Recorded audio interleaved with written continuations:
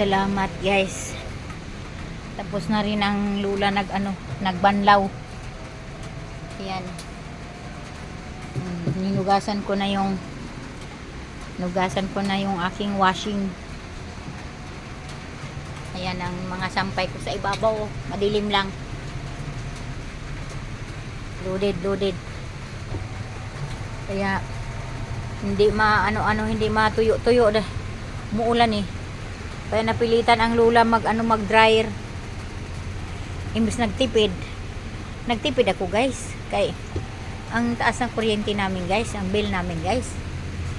Kulang 4K. Kaya nagtipid sana ang lula. Kaso lang wala eh. 5 araw pa naman yung street umuulan. Kaya natutuyo lang. Kaya nga laging may sampay dito sa namin, sa loob. Dahil yung electric pan lang nakahangin-hangin dyan. Gumagalaw. Gumagalaw siya guys. Puro na yung bubong namin. Puro sampay na. Puro sampay na yung aming bubong. Ayan. Basa pa ang lola guys. Katatapos ko lang. Anong oras na? 10 na yata. Ng gabi, linggo ng gabi. Nagbantay pa tayo ng last na pagda-dryer natin. Naka-4 na salang ako guys. Buti hindi ako pinagalitan ni darling ko guys. Magyaw-yaw pa naman yan pag nag-dryer. Kasi nga yung kuryente daw. Ayan, last na salang. Nang napalusot ako guys sabi ko, kung may pasok bukas, walang masuot. Ayan, nakalusot ang lula guys. Ay, nako. Ayan na, puno tayo sa sampay.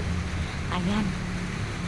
Kaya, ang gagawin ko naman ngayon, magbihis muna ako. Mag-andaw ako. Manghilamos ang lula. Tapos, ang gagawin ko, eto na naman. Yung galing ng hinango ko sa dryer, ipanghangir ko na naman yan guys, no? Ayan. Ayan. Nilagay ko sa upuan. Ito. Ang daming tambak. Kala mo labahin. Ang daming tambak guys. Ipanghangir ko na naman yan. Ako, saan ko naman kaya isabit yan banda? Ay.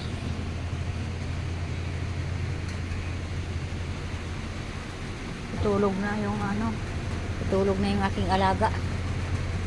Buti na lang huminto na si darling nag singing. Pag nagpahinga yan siya pagka hindi. Kunwari hindi ako hindi yan siya makakanta kapag pag sabi ko, wag maingay. Kaya mag-upload ako. Sabi niya, dahilan mo lang yan upload. Hinayaan ko lang kasi maaga kasi siyang umuwi kanina 5.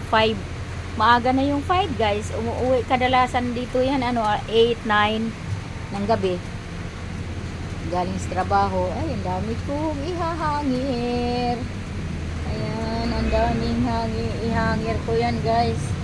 Hintayin lang natin to. Gusto ko kasi tuloy-tuloy na magbihis lang ako. Basa talaga, basa ang lola guys. Magbihis lang ako. Ayan, magpaalam na tayo guys. Ituloy, abangan ko lang tong last na salang. Ayan, thank you for watching. Ay, ang labada ni lola. Kakain pa ako pagkatapos gayon. Pagkain ko. Ay, tapos yung ulam namin sayute. Ayan, thank you so much. Matapos siguro ko nito pang kasama sa paghahangir ko mamaya 12. Sigurado ako niya makaupo na ako. Ayan, thank you for watching. Nag-umpisa pala ako paglaba kanina. Anong oras yun? Yata yun 10 ng morning.